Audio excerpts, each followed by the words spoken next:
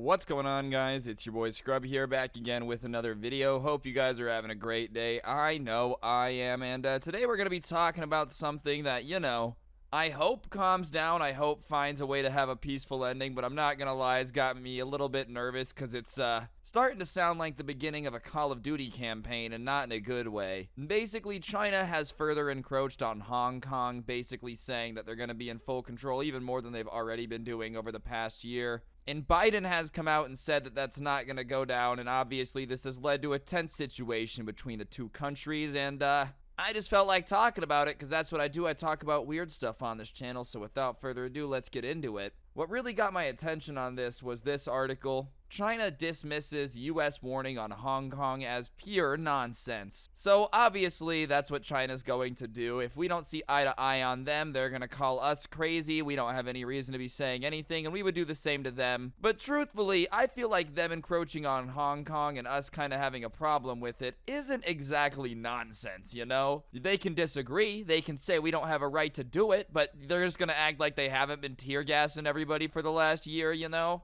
China dismissed U.S. warnings about the risk of doing business in Hong Kong as pure nonsense, saying sanctions won't change its determination to safeguard national security. In similar statements Saturday, the Hong Kong and Macau Affairs Office and Hong Kong Liaison Office condemned U.S. President Joe Biden's advisory that said China's push to exert more control over the financial hub threatens the rule of law and endangers employees and data. The U.S. also sanctioned 7 officials in China's liaison office in Hong Kong. So, yeah, I'm gonna be honest, I feel like this is a totally reasonable warning. Joe Biden issued a warning, kind of warning investors that, it's sort of risky to be involved in the Hong Kong market right now, which, even if you're pro-China, you're pro-communist, whatever economic system they have, you think it's gonna be good. Regime change isn't exactly great for business. Even if China is coming in and taking over, their rules are about to change for Hong Kong businesses quite a bit. There's no going around that. And even if Canada took over Mexico tomorrow, if you were super banking on the Mexican business model not changing at all with an entirely new government, you're kind of crazy. The same way you're kind of nuts if you expect everything in Hong Kong to just continuing being business as usual while they're under the thumb of a new country. It's just not going to happen. I feel like China saying it's ridiculous for anyone to be worried about that is just kind of being a little bit ridiculous. A little bit of a mirror situation. Take a look in it. What do you see? It's yourself. Especially because they've been cracking down in Hong Kong, bro. They've really been fighting for Hong Kong. And I feel like if their plan was to just take it over and change nothing, you wouldn't fight for it so hard. The only reason you're going to put up that much of a fight is if you want to do something with it. Call me crazy, but I've never, fought over a cookie to, not eat it. Do you know what I mean? Hong Kong's a pretty tasty cookie. It's got a giant economy, and China, if they take it over, obviously is going to want to eat it. In response to the U.S. singling out Hong Kong's national security law, the Hong Kong and Macau Affairs Office spokesman said the law has provided a sound social environment for the city's economic development, and it cited higher IPO fundraising and bank deposits as sign of investor confidence over the last year. The comments follow an earlier rebuke from the Hong Kong government, which said the U.S. warning is based on totally ridiculous and unfounded fear-mongering.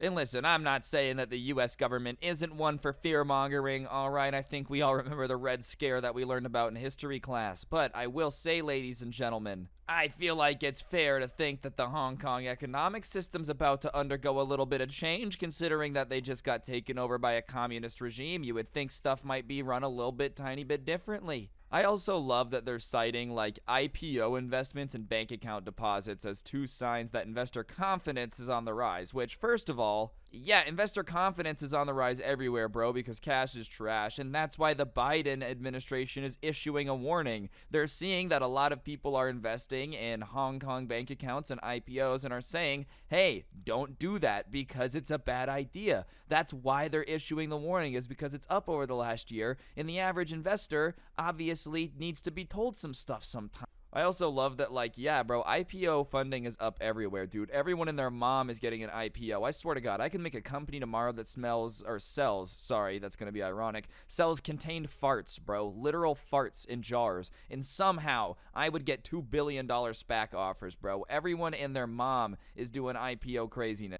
I don't know, dude. I just feel like this is a little bit of a dramatic reply unless you were thinking about changing stuff, call me crazy, but if they said, hey, a little bit of a warning, it looks like stuff might change. And stuff wasn't going to change, you could just ignore it. But the fact that China's like, no, what?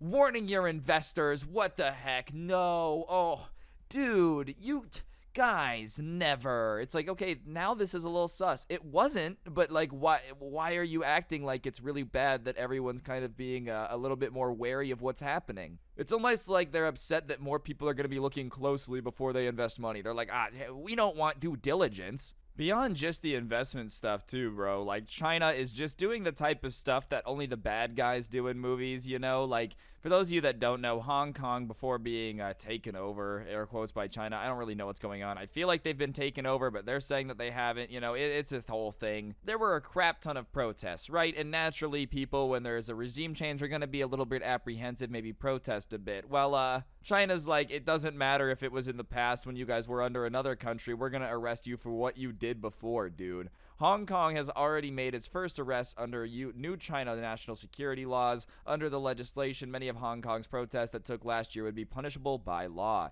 It gives Beijing greater control on the city and has already had an impact on the protest movement, with prominent activists resigning and withdrawing from the pro-democracy party. So yeah, basically China went in and dropped a giant dookie on anyone that had anything to say negatively about them, bro. Like, yeah, I don't blame people for not really having the nerve to go out and protest when you're dealing with a government that made it illegal for you to protest. Oh, and by the way, if you go out and protest and break the law now, they're also going to charge you with all the time you protest before, which was a lot because you didn't want to get taken over. So it's going to naturally cause people to stop fighting back, dude. I really feel like China's got the whole empire way of taking things over, and sure, Darth Vader and, you know, the Emperor, they definitely got a lot of territory, but it's not cool if you build a Death Star. I know it's funny coming from an American, bro, because we take stuff over, but, you know, at least we do it sneakily, okay? We just FBI the government.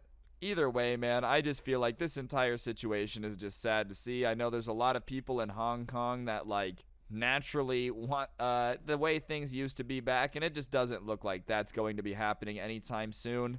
And the fact that China's so confidently reassuring everybody that everything's fine and nothing bad is happening, to me, gives me a fishy feeling personally. So everybody's kind of a little bit on edge. And, you know, you would think with China's reaction to, like, how angry they are, that, like, Biden's warning would have basically said that they are just the worst, the economy's going to collapse, you know. And the reason I've been, like, so confused by their reaction is it really was what I've been explaining so far, which was more of a, hey, stuff's about to change. The 9-page Hong Kong business advisory, published jointly by the Departments of State, Treasury, Commerce, and Homeland Security, warns that U.S. firms are encountering a number of risks posed by China's national security law in Hong Kong. The advisory states that businesses face risks associated with electronic surveillance without warrants and the surrender of data to authorities, as well as restricted access to information. Beijing has chipped away at Hong Kong's reputation of accountable, transparent governance and respect for individual freedoms, and has broken its promise to leave Hong Kong's high degree of autonomy unchanged for 50 years,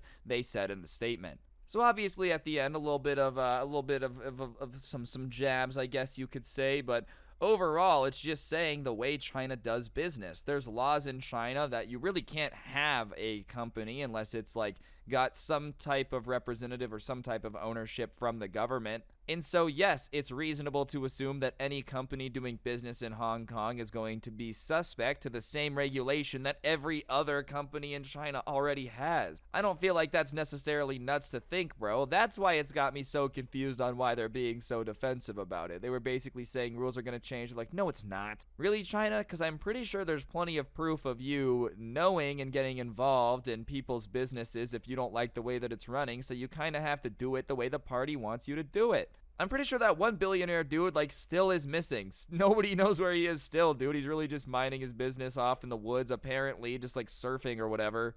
I personally, you know, I'm not investing in anything involving this country for now, just because China's been cracking down on everything across the board. This isn't financial advice. I'm an idiot talking about politics over Call of Duty gameplay, so take everything I say with a grain of salt, but I don't know, the fact that they can come in, shut companies down when they want to, delist them, decide to take them off app stores, like, obviously investing in any situation where the control of the company isn't in the company's hands at all is just scary, and the fact that they don't know why that's scary kind of makes it more scary.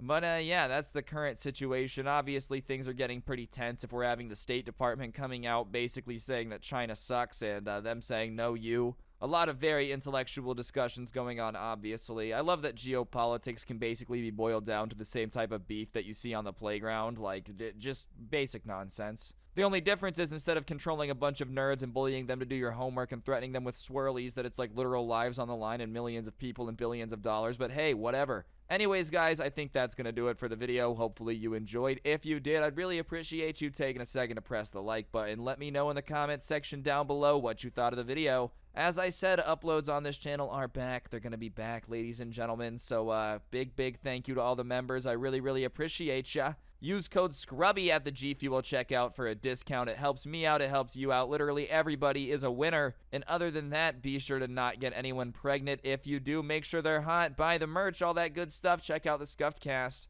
And hopefully I will see you guys all tomorrow with another video. I'm out. Peace.